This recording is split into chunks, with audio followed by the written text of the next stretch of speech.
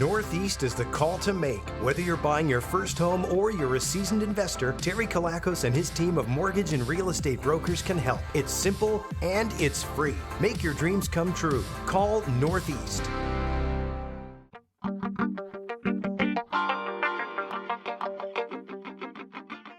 Real Estate Show with your real estate and mortgaging team, Terry Kilakos and Merav Marciano on CJAD 800.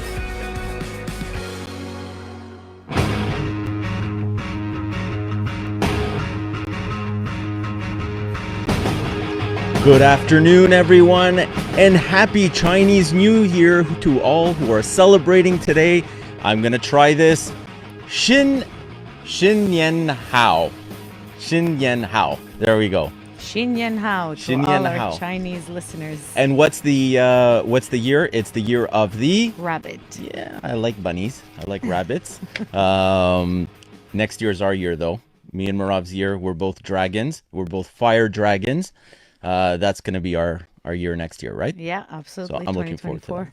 You're listening to The Real Estate Show. I'm your host, Terry Kilakos, chartered real estate and mortgage broker, as well as president of Northeast Real Estate and Mortgage Agency and Coldwell Banker Commercial Alliance. And today we're going to be talking about the state of Montreal's commercial real estate market. The voice that you heard was my beautiful co-host, Merav Marciano, chartered real estate and mortgage broker and vice president of Northeast NCBC Alliance, as well as my beautiful wife. People say to me, why don't you make mention that Merav is your wife? I'm like, I do every so often. So she is my wife, people. At home, Sorry, we're husband ladies. and wife. Sorry, ladies. I always say at home, we're husband and wife. At the office, we're business partners. So. That's it, exactly.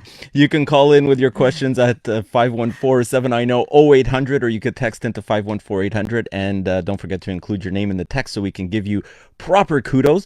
As well, you can also visit us online at facebook.com/Northeast Nordest and facebook.com/CBC Alliance Quebec. And again, if you haven't done so already, take a moment to subscribe to our YouTube channel, which is newsonthego.ca. And I do have to make one little apology to all of our Facebook fans and all the people that were listening on Facebook. I realized at the end of the show, last week, there was no audio. So, and nobody made a comment to say, hey, there's no audio, because what everyone did is they actually turned on the radio. So they watched it on Facebook. A lot of people assumed that it was their own audio that wasn't working, which is why they didn't comment. It was not their audio. It was my fault. I don't know. I don't know what happened. Anyways, I double checked it today, so we should be good to go with the audio. So there you go. Good. You're forgiven. All right. So let's talk about what's been kind of going on in the market, Merav. So big one. Yeah. And this is something that I think a lot of people have been waiting for and are looking for. Well, let's go bad news, good news. Okay, let's do that. So let's talk interest rates. Mm-hmm. And we know that the Bank of Canada is going to be meeting this month. And we know that I think it was 36% of economists that were polled believe that the Bank of Canada will be increasing interest rates yet again by about 25 basis points. Yeah, so we'll see this week what the announcements are. I think it's on Wednesday. Crossing our fingers there won't be an increase, but chances are there's going to be, what do you think, 25 basis points? 25 basis points, but there's a general consensus, and if all those economists that were surveyed believe that this is the last one, and the chance of the Bank of Canada raising rates again after this one is zero. Zero of them. 0%. 0% of all of these economists that were polled say it's the last one, which is good. 0% of them think that there's one more. Yeah, coming. that's right. Exactly. 0% of them think that it's there's. You know what I'm trying to say. I know, but not everybody knows how I your haven't brain eaten works. since yesterday, people. All right, let's get to so the bad other news. So the other bad news. So the good news. So that's the bad news. Okay. The good news is that we've seen the bonds start falling again, and the bonds have actually dropped to a low of 2.74% as of Friday. The 5-year bond yields have Exactly. dropped. Yeah. Which means that now it's going to become more and more interesting for people to convert those variable rate mortgages over to fixed, or to basically opt for a fixed as opposed to opting for a variable. The fixed rates right now. So if we're talking about a typical 5-year fixed rate that's insured. So if you're buying a property, you're putting 5% down, it's an insured purchase. We have banks that are as low as 4.59 all the way up to about low fives. But that's really come down. The average is about 479 to 489. So that's really interesting. Yeah, we're under the 5. We're under the 5 again. Okay, so now moving forward, if we're looking at refinances, those are still over 5%, but not as bad as what it was last year. So now we're seeing that rate has started to come down, and we've seen 5-year fixed rates for refinancing down to about 514, 524, around there. So it's really, really interesting. And I think that the pivot is coming. It's going to be around the corner. And I got some notifications from some lenders I deal with in the multi-residential saying they're foreseeing the 5-year rate going below 4%. So we're crossing our fingers for that. Again, it's all forecasts, hoping to see that. I think it will. I think it will. And unfortunately, we saw another case of title fraud this week, right? Yeah, and again in Toronto, I mean, it happens here too, but we have seen it more and more of it in Toronto. The good news, again, we always bring bad news with good news. The good news is this woman had title insurance. Yeah. So she does have protection. But basically, this is called a total title fraud. And the reason why they call it a total title fraud is because it was from beginning to end, they impersonated the seller. They broke into or had access to the property to take pictures, to list it. They did identity theft. Created fake IDs, the whole 9 yards. Everything. So Wow. even the realtor was not aware that the person in front of them was not the right person. Unbelievable.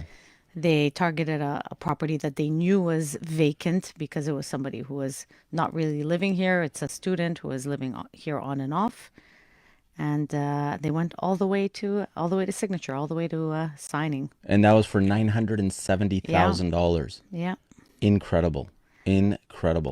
And you know what? Stuff like this comes up, and this is one of the things that I've always said. It doesn't matter if you have a condo. It doesn't matter if you have, a country house, a regular house, whatever. If you're not going to be there for any extended period of time, you need to you need to get someone to go and visit the property to make sure that everything is as it should be. Unfortunately, in her case, she did have a property manager checking up on the place. Did she? Yeah, she Wow. did. And this is what flagged her is once there were no more payments to the property manager because she didn't require his services anymore. Of course, he got wind of her selling the property. Then she realized there's a problem. And when she reached out to him, he said, well, you're no longer the owner. What are you talking about? And this is what triggered all the investigation, which she was in shock. Wow. Okay. All right. Let's, it's insane. Listen, Anyways. There's always going to be people out there with bad intentions. So, I mean, we'll put all the necessary protections around us, but there's still going to be people out there who are going to be able to work against the system, so we have to really make sure we're always protecting ourselves. Wow, unbelievable. And, this lining up with what we're talking about today, which is the state of the commercial real estate market. What are we looking at right now? I mean, there's CEO after CEO that's been coming out every single week. There's a new one, and they're basically telling employees, you got to get back to work. Yeah, this week it was Morgan Stanley. We saw Disney do the same, the CEO of Starbucks, Aimco, and so many more basically in the States going, it's time to come back to the office. There's no more working from home. Montreal, Canadians were a little more, please come back to work. Canadians, well, Quebecers, I would say, because in Toronto and in British Columbia, people are back to work for the majority. But in Quebec, yes. It's been a little more lenient in Quebec, a lot more lenient. So we're not seeing that same pressure. I'm wondering, again, and we've talked about this, once it really becomes socially acceptable to force your employees back to work, what's going to end up happening? And we're talking about skilled labor here. So I don't know. When we come back, we're going to be looking at the downtown office buildings and what we can expect in the coming years. But first, we're off to the CJAD Traffic Center. It is a busy drive across the eastbound side.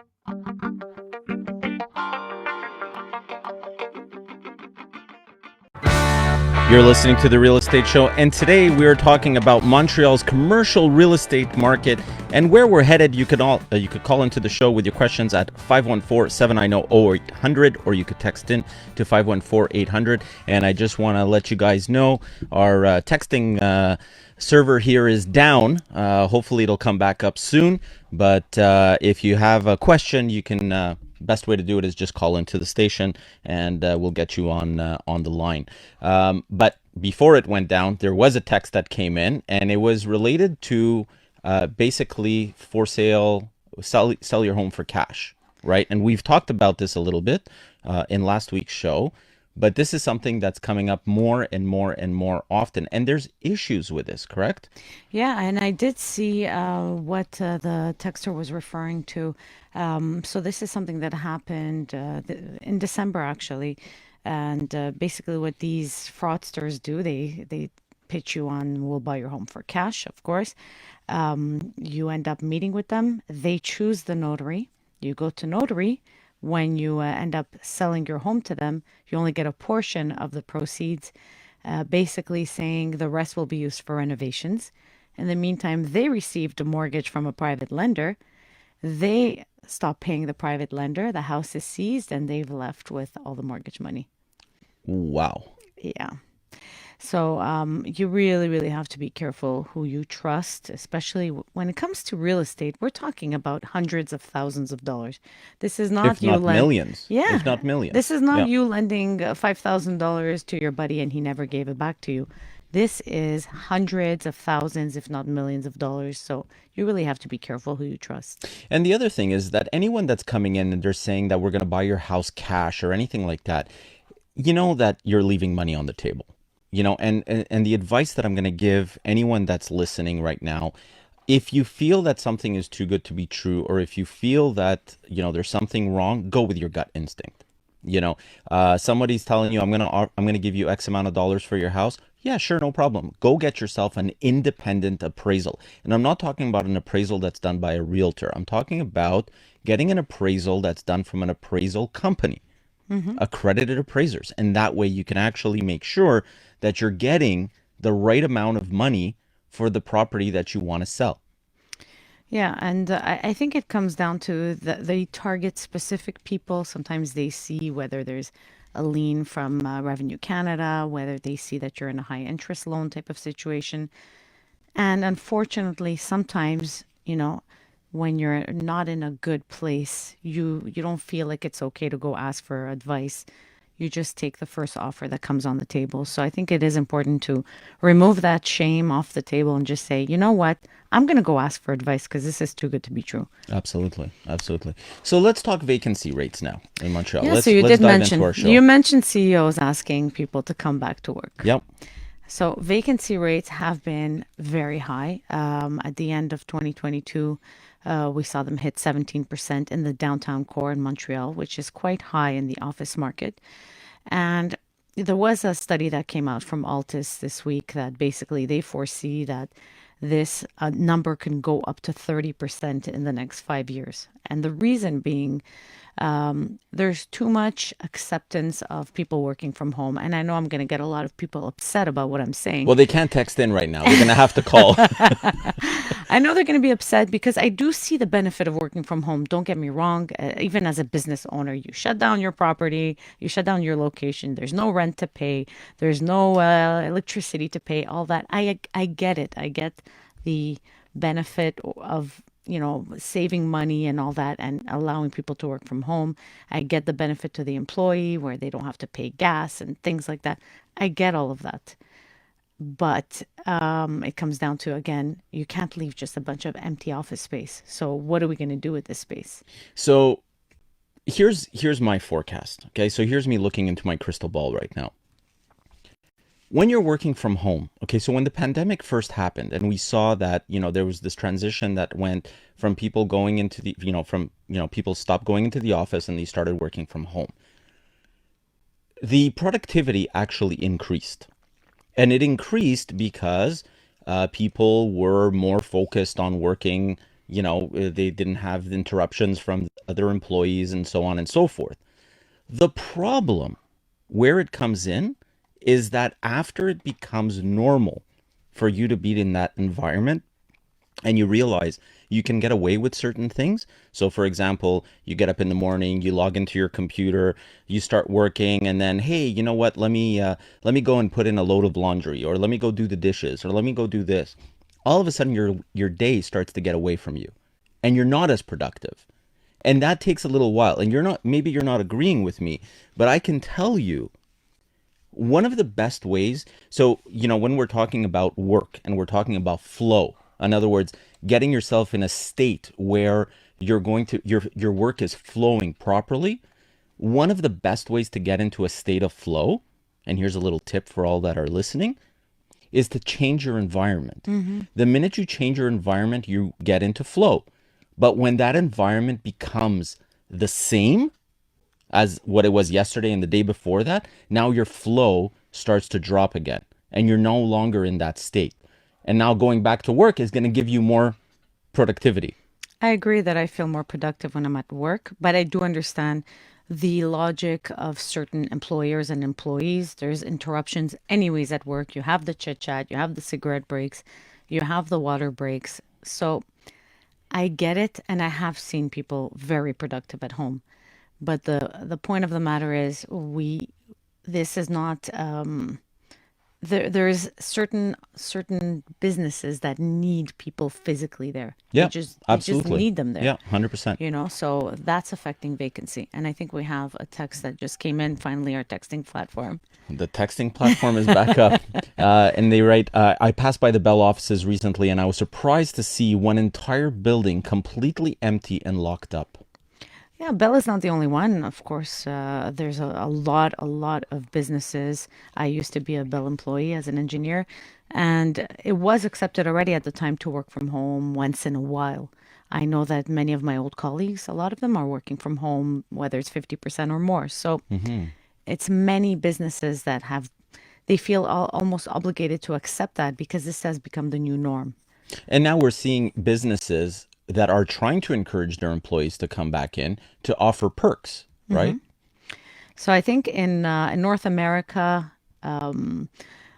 especially in the States, they're really pushing hard to get people back to work. And I think we're seeing more and more of it. In Canada, we're seeing it as well.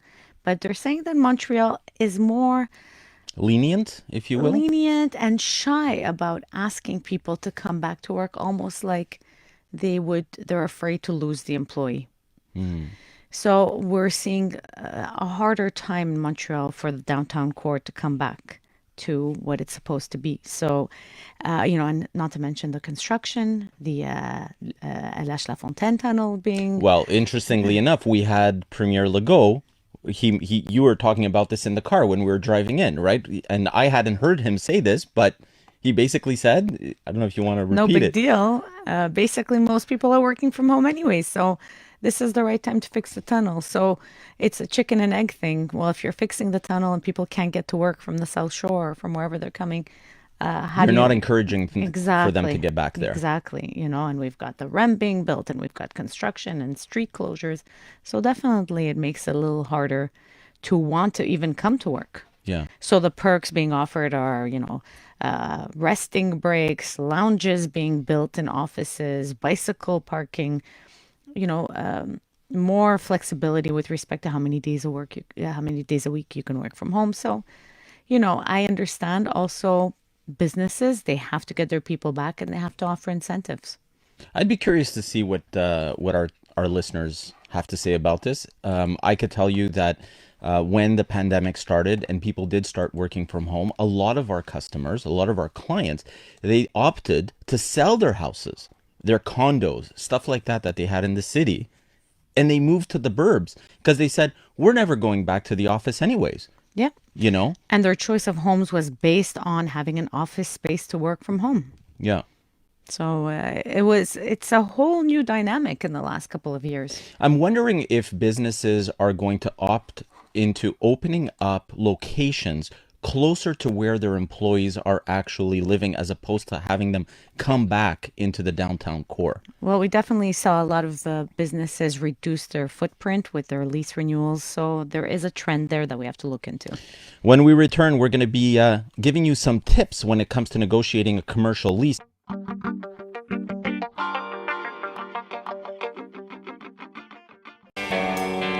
You're listening to The Real Estate Show, and on this week's show, we're talking commercial real estate. Don't forget, you can call in with your questions and comments to 514-790-0800, or you could text into 514-800. And again, please don't forget to write your name in the text so we can give you proper kudos. Before we get to Louis, who is patiently waiting on the line for us, I do want to just make mention to a couple of texts that came in here. And one of them, actually, I'll paraphrase a couple of them. My office at home is bigger, cleaner, and gives me a better space for flow than a small, ugly cubicle with no windows. Thanks, Terry and Merav, for a great show. That's from Bento. And there was actually a couple of people that texted in with something very similar.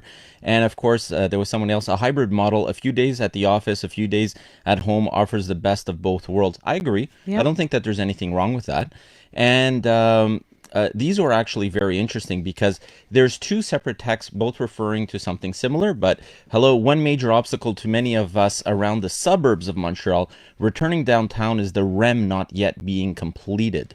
Yeah, definitely transportation is an issue. And another one mentioning the CN train line being shut down being an issue. So definitely those are big obstacles to coming back downtown. Yeah, absolutely. And that one with the CN one was from Maria. So, Louis, thank you so much for waiting patiently on the line. How are you, my friend? I'm terrific. If you guys are well, I'm well.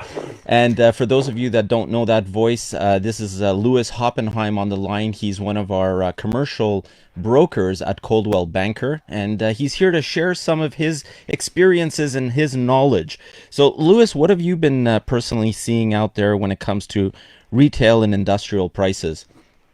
Well, retail rents are increasing, and why so? Because the demand for restaurant space has gone through the roof. You would have thought with COVID that restaurants would be passé, but the demand is strong, and rents are even higher than they were before COVID.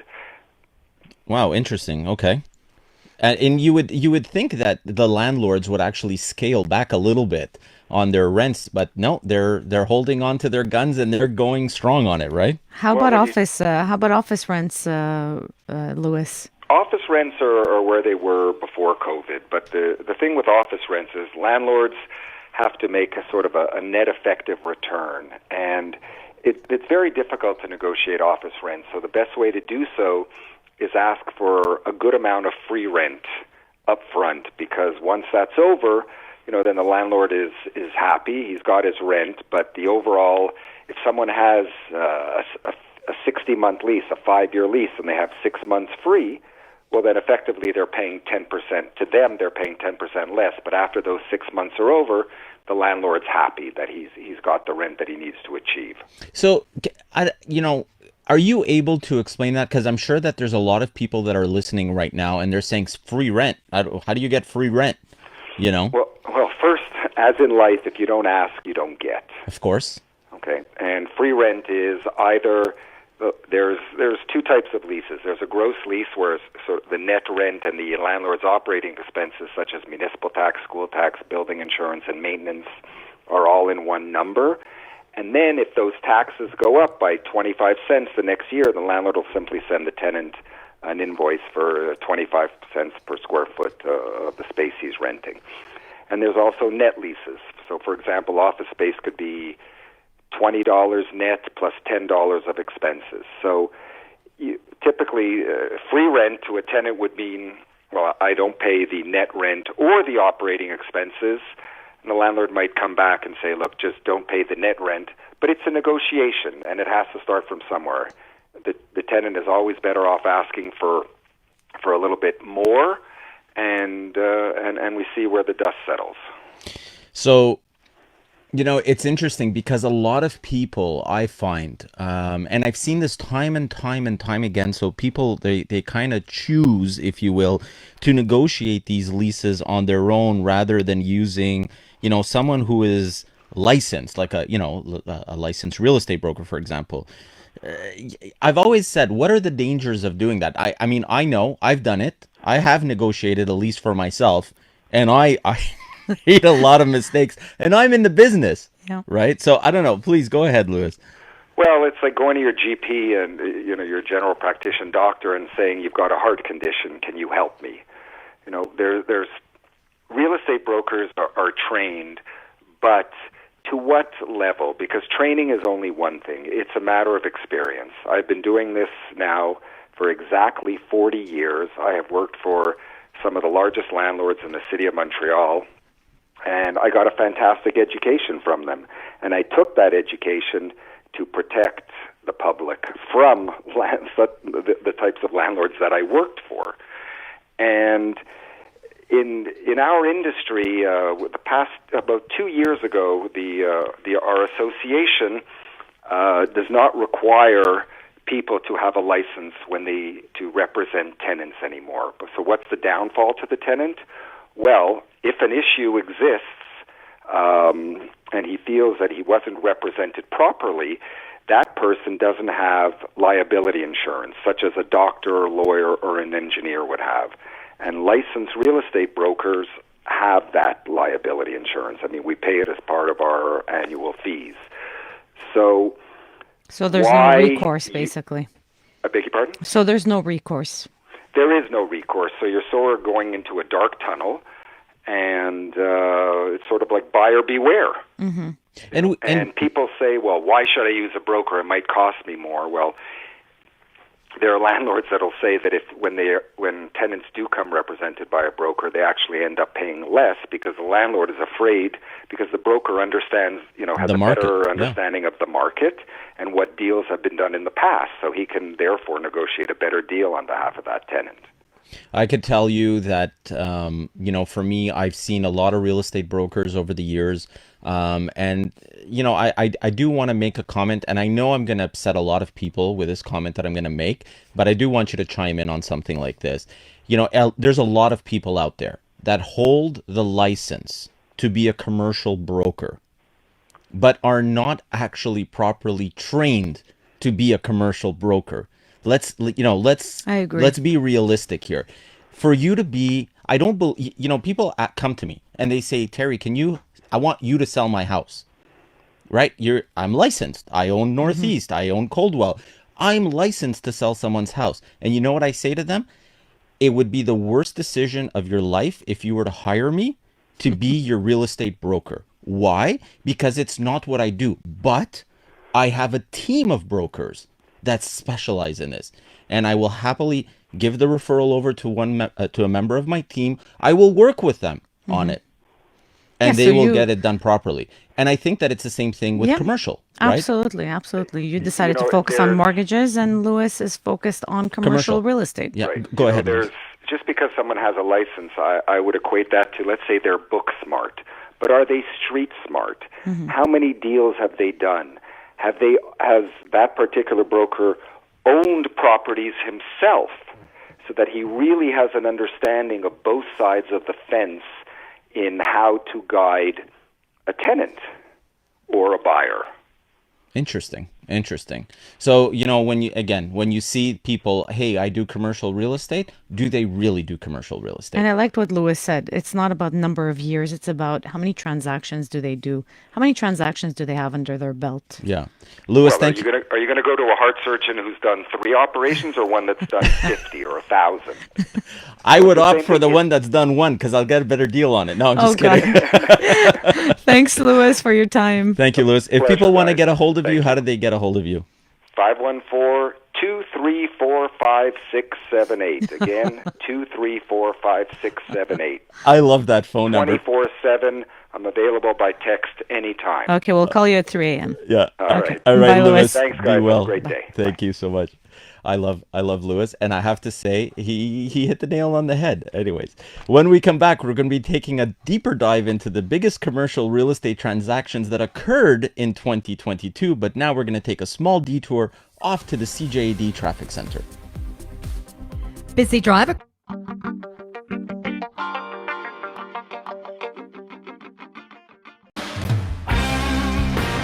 Thanks for tuning in today's show. And we're talking about the Montreal commercial real estate market. Don't laugh at me. I'm just going to say one more thing. Xin Yan Hao. There you go. I tried. You did it nicely. Xin Yan Hao. Very nice. So and that's Happy New Year. Happy Chinese New Year. There you go. Year of the Rabbit. The Year of the Rabbit. And interestingly enough, the Year of the Rabbit, we should all be focusing on rest and introspection and start working smarter as opposed to working harder. I wonder if it means that more people are going to start working from home. Exactly.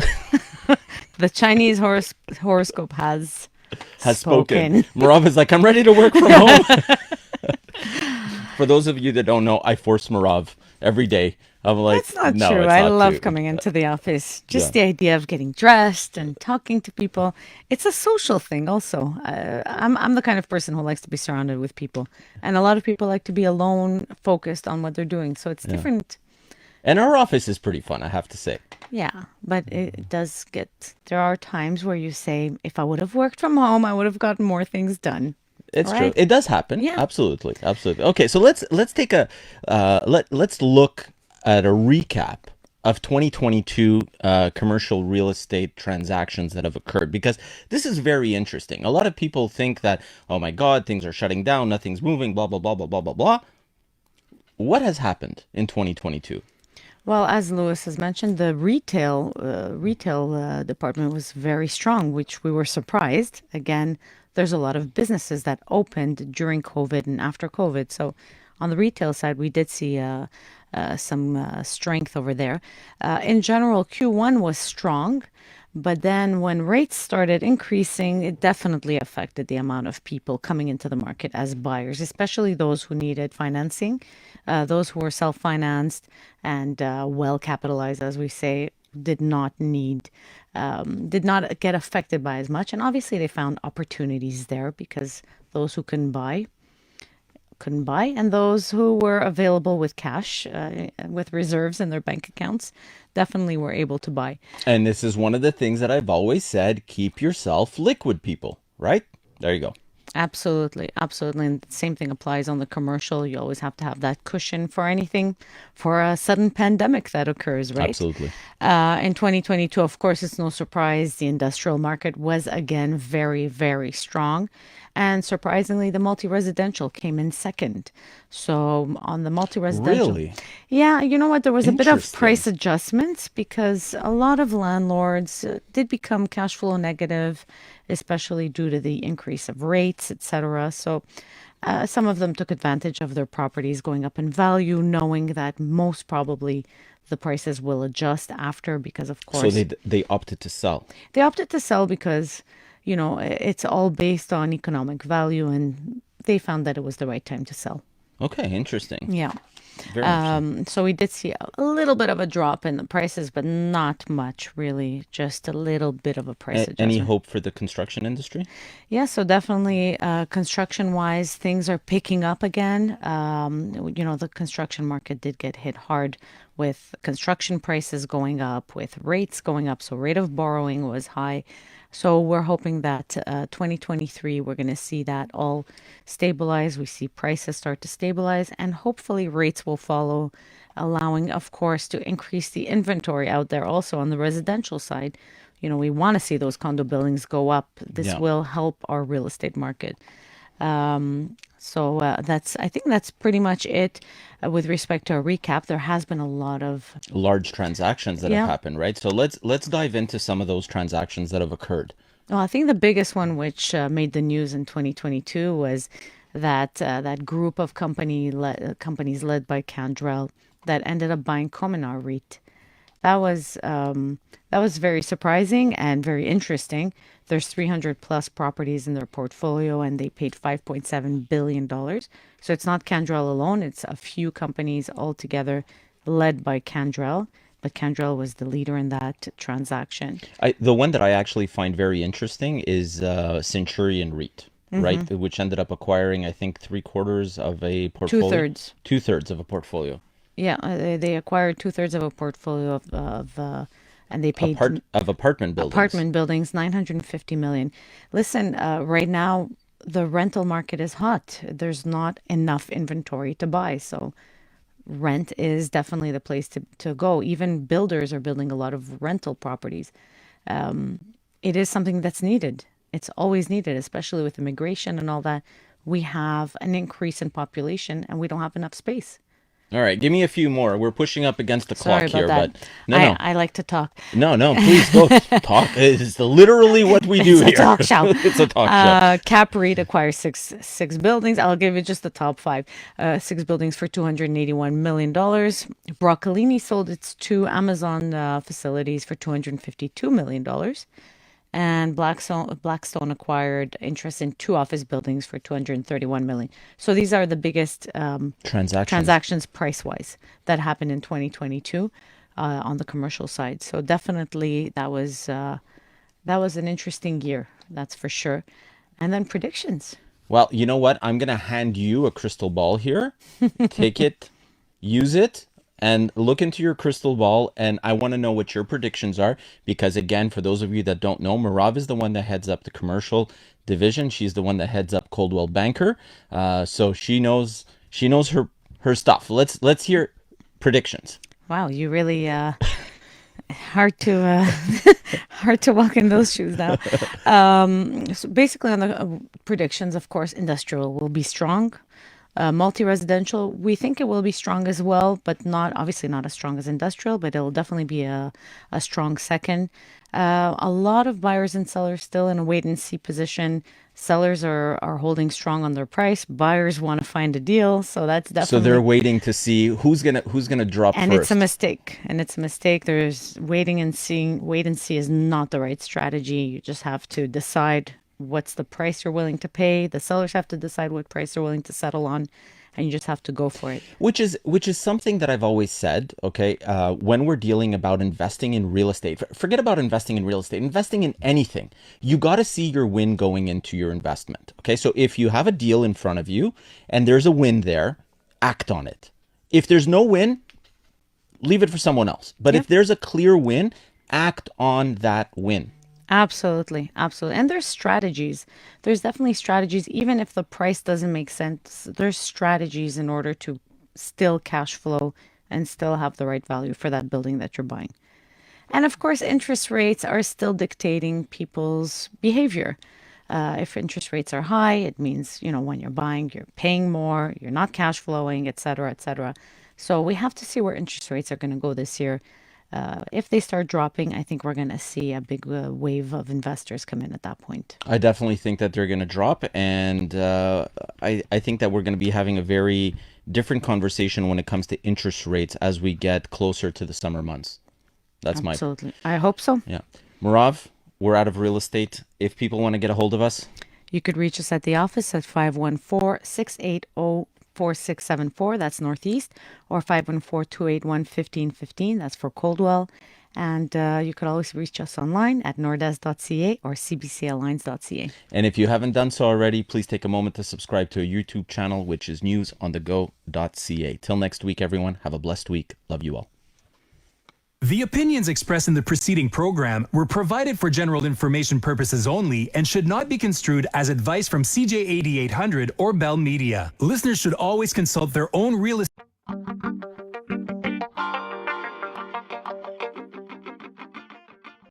Northeast is the call to make. Whether you're buying your first home or you're a seasoned investor, Terry Kilakos and his team of mortgage and real estate brokers can help. It's simple and it's free. Make your dreams come true. Call Northeast.